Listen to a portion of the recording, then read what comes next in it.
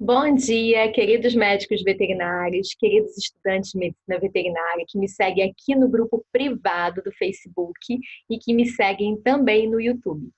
Bom, hoje eu vim falar com vocês o nosso terceiro dia de parabéns ao Dermatofácil, que está completando 3 anos, e hoje é o terceiro dia. Então, se você não perdeu o primeiro e o segundo dia, vai aí, procura o primeiro e o segundo dia que a gente falou sobre outros temas. São 20 dias seguidos de temas de conteúdo, então acompanha que tá ficando legal, tá?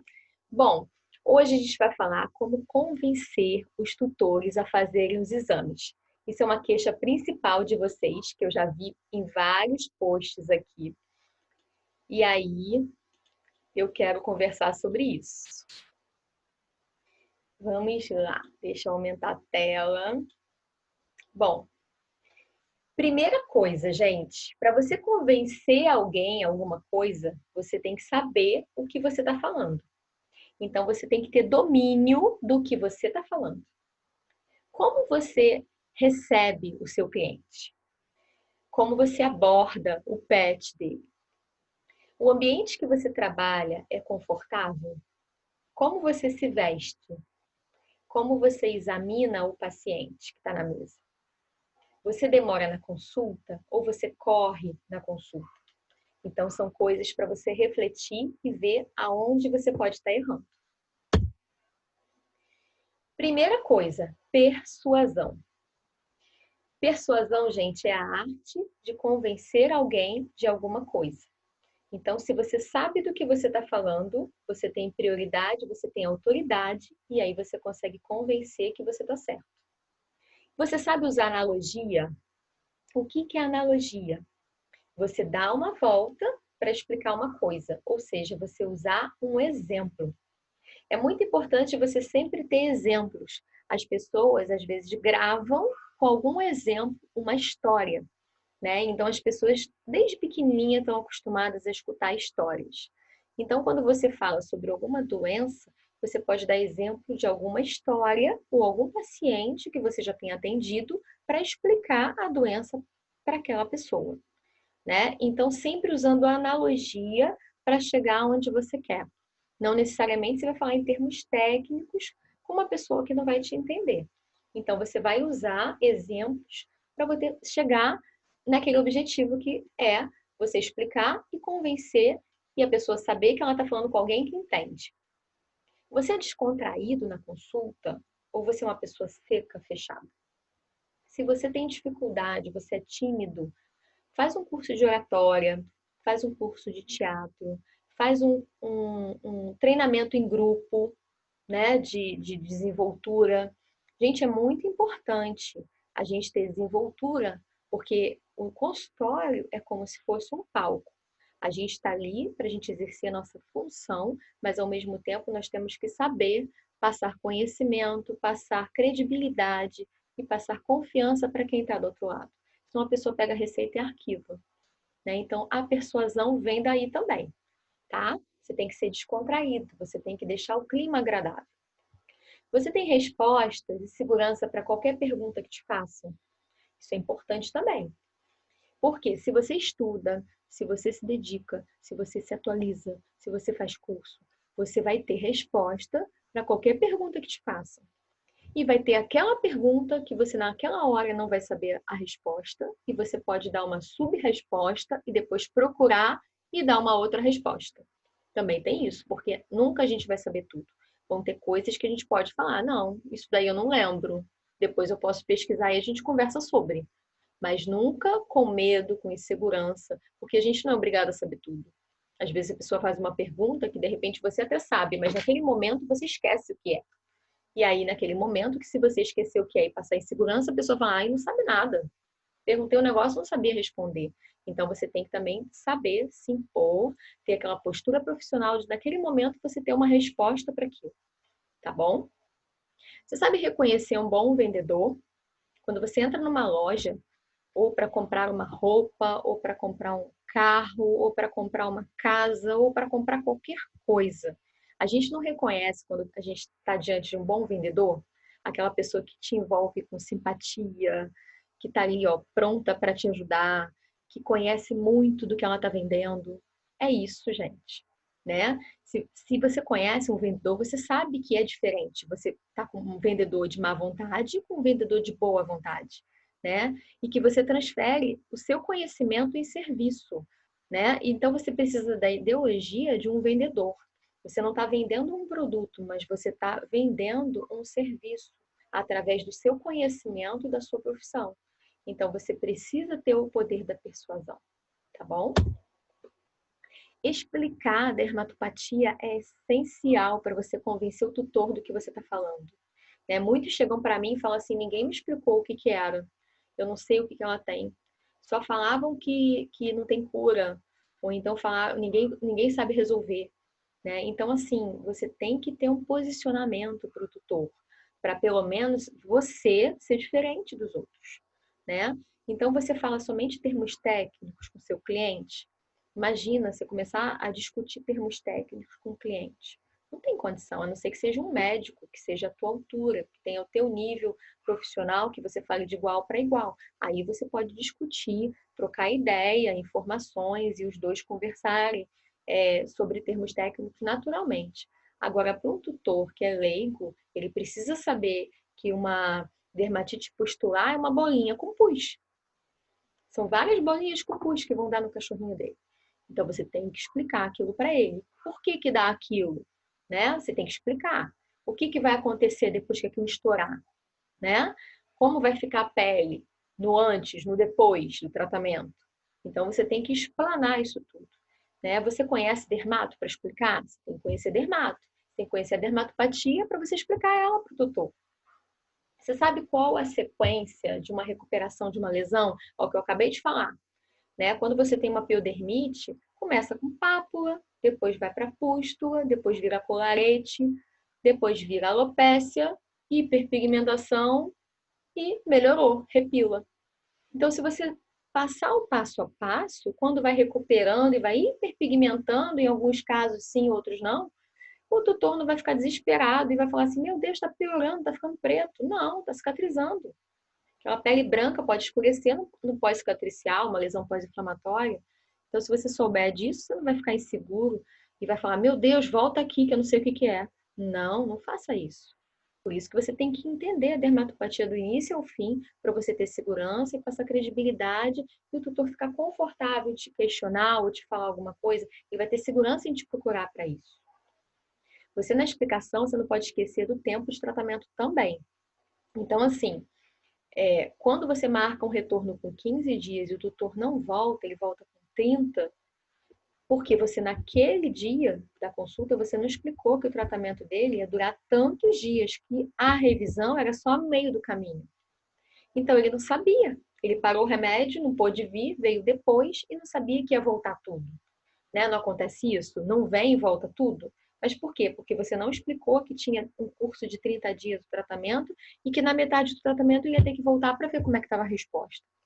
E quando você explica e ele não volta, você tem um argumento de falar, ó, eu lembro que eu te falei que durava 30 dias, que a gente na metade ia fazer revisão? Ah, lembro. E aí? Aí você joga a responsabilidade para ele, porque você avisou para ele. Entendeu? Então, tudo isso a gente tem que levar em consideração. Postura profissional, gente, também é essencial. Você sai para trabalhar como se fosse no mercado, na esquina, na padaria, de chinelo? Ou com sapato velho? Gente, a gente vai trabalhar, nós somos médicos veterinários, né? Você não vê um médico trabalhar de chinelo, você não vê um médico trabalhar de tênis, de ginástica, entendeu? Você sempre vê um médico de jaleco, um médico arrumado, dificilmente você vai ver um médico esculachado. Então, a gente tem que ter uma postura para trabalhar com roupas decentes, com roupas que vão aumentar a nossa credibilidade só de olhar para a gente, aquela ali é doutora. Entendeu? Então, isso também influencia, né? A roupa com que você vai trabalhar. Né? Você fica no balcão da pet com a perna aberta, batendo papo, fumando. Gente, pelo amor de Deus, postura profissional. Quem é que vai acreditar numa pessoa dessa? Entendeu? São coisas pequenas que fazem a diferença. Então, assim, eu já visitei locais, assim, de eu comprar coisas para o meu pet e não saber que aquela pessoa ali era da mesma profissão que eu. Eu falei assim, meu Deus, não tô acreditando, não parecia, não tinha postura. Eu fiquei envergonhada. Agora você imagina o tutor não vai ficar envergonhado, mas não vai acreditar naquela pessoa. Pode ser a melhor profissional do mundo, mas não tem postura. Então a gente tem que ter postura, tá? Então você usa jaleco, luva, as EPIs, você tem que usar. Não vai botando a mão em miíase. Isso a gente vê na faculdade, né? Alguns colegas fazem isso. Gente, pelo amor de Deus. Ferida contaminada, você vai enfiar a mão. Ah, não tem frescura. Não é questão de frescura, é questão de higiene, é questão de asepsia. Então, luva, jaleco, máscara, equipamentos, EPIs, né? Microscópio, otoscópio, o que você puder investir, né? Isso também é bom. Isso também gera credibilidade. Você está tendo uma postura diferente do colega que de repente não vai ter. Tudo isso, gente, quando você joga essa salada toda, isso é um conjunto de coisas que vão influenciar no seu resultado, tá? Claro que você tem que ter um bom conhecimento, sim, mas isso também influencia. Então, se você tem clínica, agora uma pergunta para quem tem clínica. Qual é o seu diferencial? Como você se destaca dos demais? Se você é clínico geral, o que que na sua clínica, no seu consultório tem que do lado não tem? O que que vai fazer aquele tutor entrar na sua e não entrar na do lado? É você? Beleza, já está no caminho certo. Agora, além de você, se o dia que você adoecer, lá não vai se sustentar, porque tem que ter um diferencial, não só de você, porque uma hora você não vai estar ali. Então, o seu estabelecimento tem que ter um diferencial diferente dos demais, que atraia o público para lá, independente de ser você. Você é o principal, é o carro-chefe. Sim, beleza. Você vai atrair cliente? Beleza. Você é o manda-chuva? Beleza. Mas o que mais tem? A sua equipe é bem treinada, né? Você tem um espaço para o cliente, de conforto para o cliente, você tem um diferencial. O que você tem de diferente? Começa a avaliar isso, gente, isso é muito importante, tá? Você cumprimenta as pessoas e conversa com elas quando chegam, ou você passa direto e fala bom dia e entra e bate a porta? Porque eu já vi isso acontecer, tá? Eu tô falando isso, gente, porque eu trabalho há 20 anos, eu já vi de tudo. Então é importante você parar, você conversar, você bater foto. Gente, o social é muito importante, né? O pós-venda, o pré-venda, o venda é muito importante. Então vocês têm que ser simpáticos, por favor. O que os seus colegas acham de vocês também é muito importante. Você sabe como você é avaliado na sua região? O que falam de você? Você já ficou sabendo? Você é diferente ou você é mais um no bairro? Ah, o fulano tá, atende ali naquela rua, tudo bem. Não, o fulano, nossa, ele é bom, todo mundo fala bem dele. Isso tudo, gente, é currículo, né? Você não é mais um, você tem que ser diferente, né? Você tem vários colegas no mesmo ramo, mas você tem que ter um diferencial, você tem que se destacar, você tem que tentar ser diferente para você ganhar o mercado. O mercado está inchado. Você tem uma especialidade, você é referência onde você atende. Se você não tem especialidade, você é referência. Faça se olhar no espelho e perguntar: eu sou referência? Como meus colegas me veem? Eu tenho postura? Eu sei o que eu falo? Eu conheço tudo isso? Eu sei convencer? Eu tenho persuasão? Olha quanta coisa a gente já conversou aqui. Alguém te liga para tirar dúvidas? Alguém que eu falo é do teu ramo. Alguém do teu ramo te liga para perguntar dose, dúvida, tratamento? Se ninguém te liga, tem alguma coisa errada. Você tem que estudar mais, você tem que correr mais atrás, as pessoas têm que saber que você existe. Isso é tudo muito importante. Você faz marketing profissional? O que você trata até o final e tem resultado?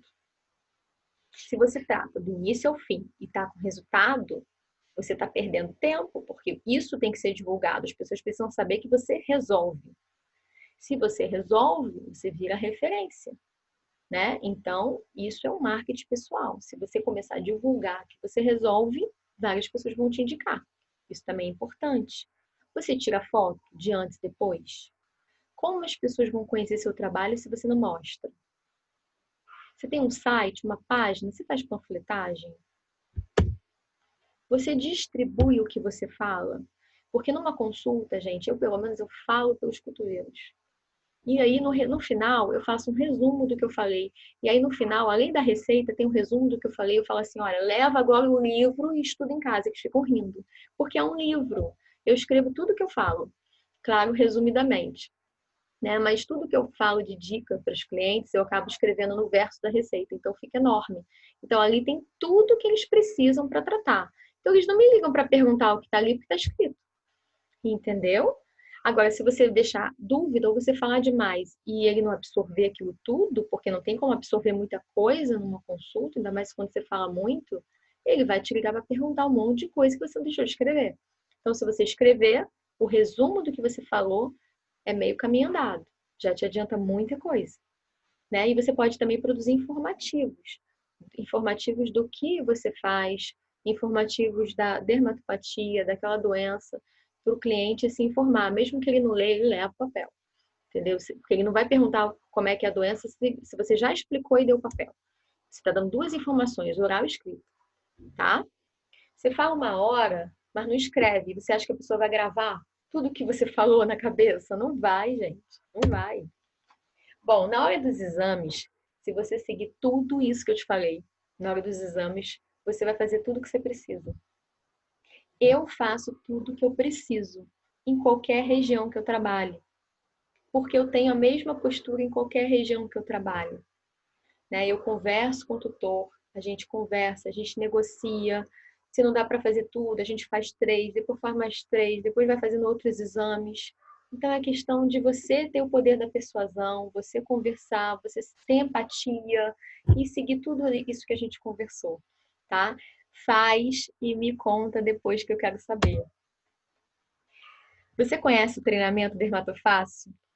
O treinamento dermatofácil, gente, para quem não conhece, é como se fosse esse crisântemo. Eu vou desvendando cada pétala da dermatopatia e vou te dando cada pétala para você minuciar e para você aprender dermato. Então, você aprende dermato através de treinamento e pensa como dermato. Bom, boa semana para todos. Deixa eu fechar aqui. Foi ótimo conversar com vocês. Amanhã tem mais conteúdo. Fiquem ligados aqui no grupo, tá? Se quiser acrescentar algum amigo, colega médico veterinário, ou estudante de medicina veterinária, você pode chamar e pedir para ele entrar no link e pedir solicitação para entrar no grupo. Só colocar o CRMV ou dizer que é estudante de medicina veterinária para eu poder adicionar aqui, tá bom? Para ele fazer parte dessa imersão de 20 dias. Tá bom? E se você estiver interessado em entrar na 12ª turma do treinamento Dermatofácil, é só escrever nos comentários eu quero e deixar seu e-mail, que aí eu mando as informações para você, tá bom? Até amanhã, gente. Tchau, tchau.